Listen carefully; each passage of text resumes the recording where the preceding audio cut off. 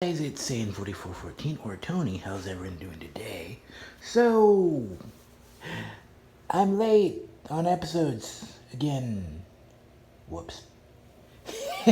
Anyway, so this episode of Andi Mack is called Buffy in a Bottle. So, as you guys know, in the last episode, Buffy left. By the way, this is episode 21, I think. But yeah, so Buffy left, and at the beginning of the episode, they're basically talking to Time Capsule Buffy. And they, meaning Cyrus and Andi, are pretty sad that their friend is gone, which is understandable. So, the plotline between these guys is Cyrus and Andi are just hanging out for a while. Andi wants to call Walker and tell him that, hold on, guys. Okay. Andi wants to call Walker and tell him that they can't see each other anymore, they can't hang out, anything like that, because she has a boyfriend, Jonah. And she calls him over. Becks knows, because Becks is there. She calls him over, and he brings her a gift.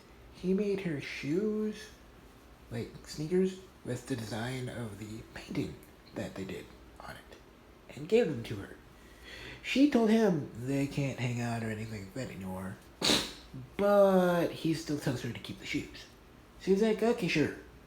Then we go back to her and Becks. She tells Becks, it's like, oh, how am I? She can't wear the shoes around anywhere because she doesn't want Jonah to see them. What does she end up doing? She wears the shoes to the guitar place, like the guitar shop. And she thought Jonah had ultimate practice. That's the next day. Jonah pops up, sees the shoes, knows who the shoes are from, and yeah, so he's kind of sad. Then she's trying to figure out how to tell Jonah, okay, I want you to be my boyfriend. And he comes back,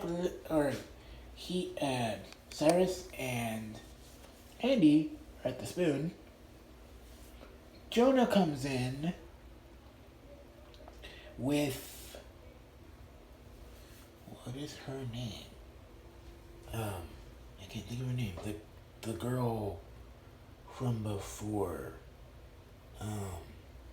The girl from Ultimate. I can't remember her name. But he comes in with her.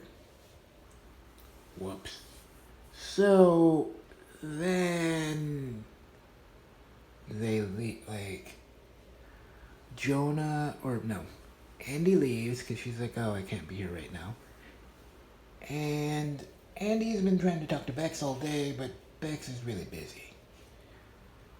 And Andi ends up being really mad at Becks because the next morning, Becks is like, oh, hey, we can talk now.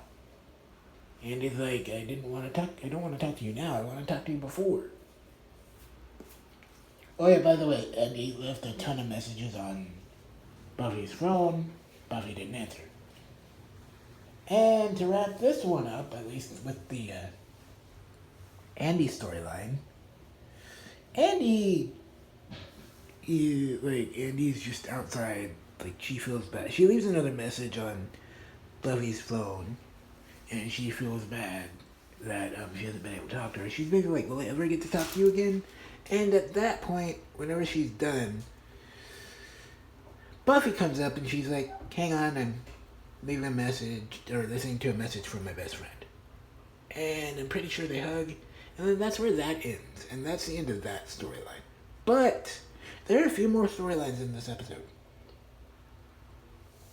Cece and Becks are working on the Fringe, remodeling and everything. The problem with that is Becks is so engrossed in it, which is understandable because it's a business project.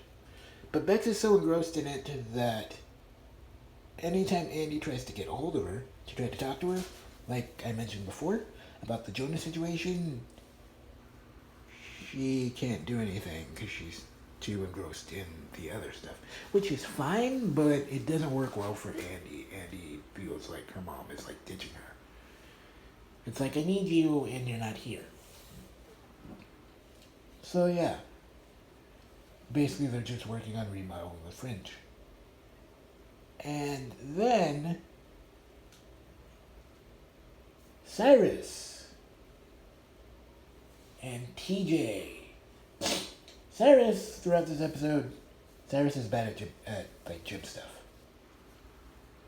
It starts off because Andi gets the shoes, and then she's like, "Oh hey, let's talk about something else."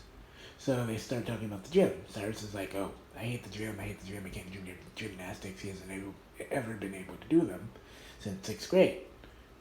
So TJ comes in. TJ apologizes to Buffy. Well, time capsule Buffy. Because they were at the time capsule and TJ kind of apologizes. But anyway, TJ works at a gym. Which we don't find that out until later. But TJ works at a gym. TJ tells Cyrus. Cyrus basically, the funny part is Cyrus starts off with, I'm having guy problems. Like issues.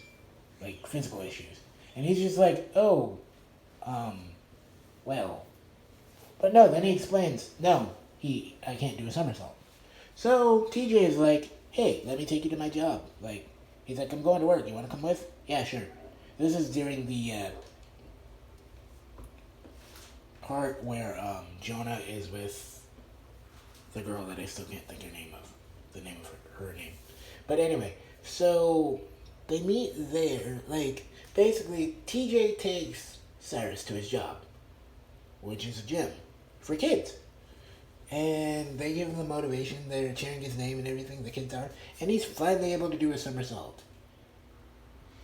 And that's the gist of this episode. I'm not going to talk about the review for the next episode because that'll probably go up maybe tomorrow. It'll go before Monday. But, yeah. What'd you guys think of the episode? Buffy in a Bottle. And feel free to like, comment, and subscribe. Tell me what you guys think I can do to make this more interesting for you. And I'll catch you guys later.